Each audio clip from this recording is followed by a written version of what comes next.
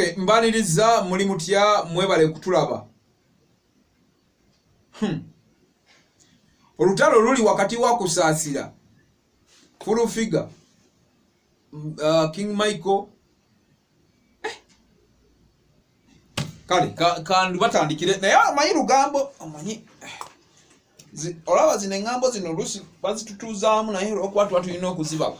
Muzitegeere. Akati kansoke mbawe producer kote na lwaki tewagije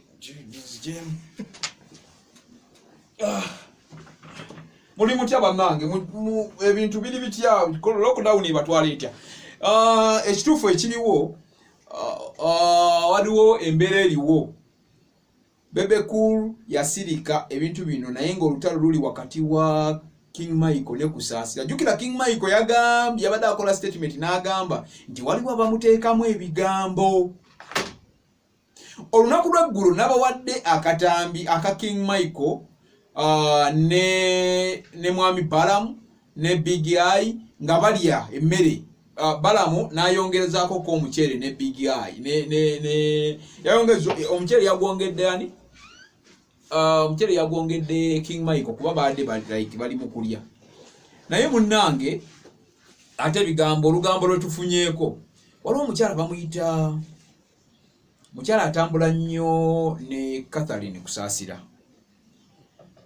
Omukyala ono bamuyita Amina. Omukyala ono gwe bayita Amina yagambye nti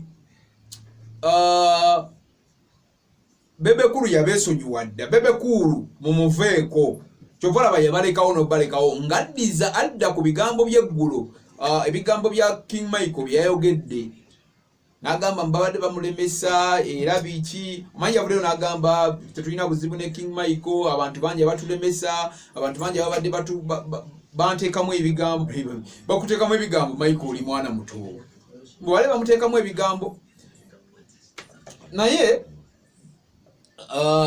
bigenza okuggwa nga Amina avuddeyo n'adifendinga kusaasira n'agamba nti gwe King Michael ne Big Eye kyemuva mulabanga Bebe Cool yabadduka.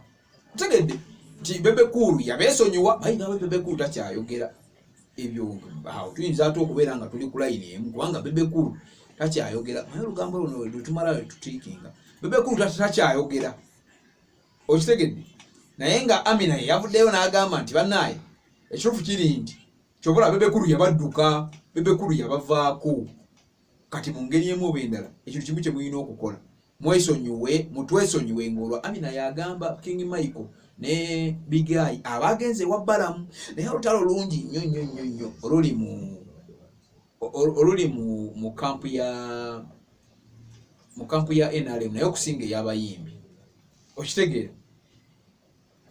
Waliwo ebintu ebimu mujjukira mu buto walingawo ekintu abazadde kye bakolanga nga balina ekintu kye bakola naye nga producer nsijja kumulamu.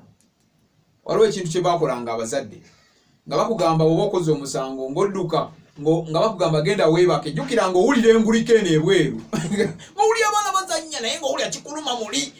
Kakati ekibonerezo ekyo kyekiringa kyekyo kye baagala okukola abantu bano.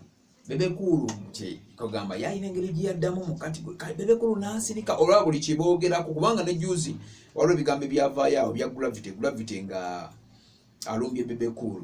Bebe Cool teyanyega. King Sawa ng'alumba Bebe Cool teyanyega.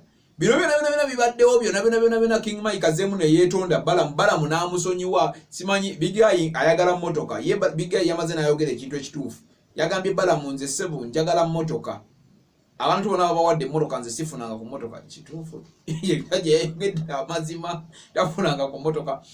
Ebintu bingi bibadde bize bibeerawo naye olutalo lwa King Michael ne kusaasira luzzeewo nti Balamu oluvannyuma lw'okusonyiwa King Michael ate King Michael alese ebigambo n'agamba nti waliwo ababadde bantuma era nga mwaba abamutuma mwe muli Catherine kusaasira yalinga amugamba mwono muzeeyi akuwe ssente ndowooza olaba kati obuugi mu bbaala bwe buyiiseemu Yobola ate kade omusajja w'ekiwatula eri awo ate we ya muting ate mugezi nnyawo era olwaleero Bebeka tataawo mutuufu nkusimba mabega oli mugezi nnyo kubaira ng'osirise n'osirika abasajja bagenda mbu bagenze ku Ntabaluganda Furufiga agiyise Ntabaluganda kubanga balidde babadde na kugundi ku radio faawo waliwo gundi gye babaddemu awo bagiyise Ntabaluganda balamu okusonyiwa Mike kuba Mike abadde avuma Balamu Bigayi ng'avuma Balamu Furufiga ate mbu ye yabagasse okitegera n'omusajja ono ebintu bya NRM naddala kampu y'abayimbi eyo erizigizaga etunula waggulu mukicho ky'okutambula ng'etunula wansi weetambulira kubanga kati ne All Access mumumanyi yali munna People Power yali mukwano gwa Penge naye kati walaba waayisa mugamba nawasuubiza All Access ngenda muleeta kubanga yangamba dda buli kimu tikirikiriya naye just tukyakwatirira muko omusajja oyo atooka atunyonyole mu kamera okitegeera kale kamberekerezi baganda bange waliwo ebigwa bitalaze mukama Katonda